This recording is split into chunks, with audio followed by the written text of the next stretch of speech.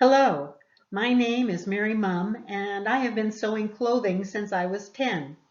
But it was a quilting class I took in 2006 that opened my eyes. I discovered the standard quarter-inch seam, rotary cutters, and beautiful fabrics.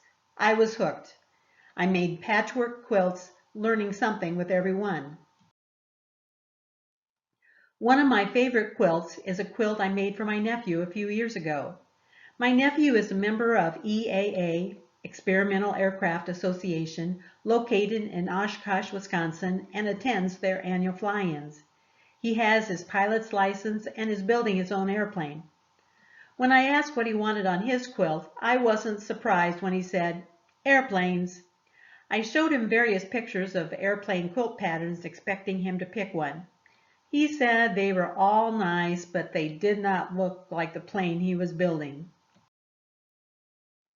"Okay," I said, "what does your plane look like?" He sent me several links to lots of pictures. He was right. The patterns I was showing him did not look like a real plane. That began my journey. I was familiar with the Around the World quilt pattern. I could make it in blue, my nephew's favorite color, and it would look like blue sky. I saw a picture of the earth on another quilt, and from there it all came together. I picked hand-dyed batik fabrics. They worked well for the earth. I used a light blue batik to show the water, and a green with blue and brown batik to show the land. Making the airplane was the tough one.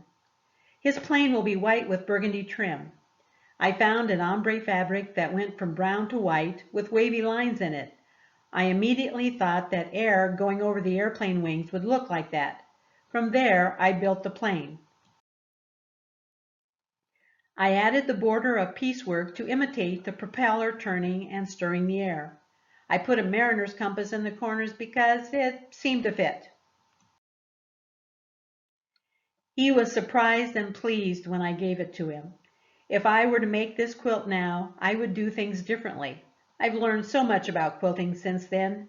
But life and quilting are like that. We do what we can with what we have and move on.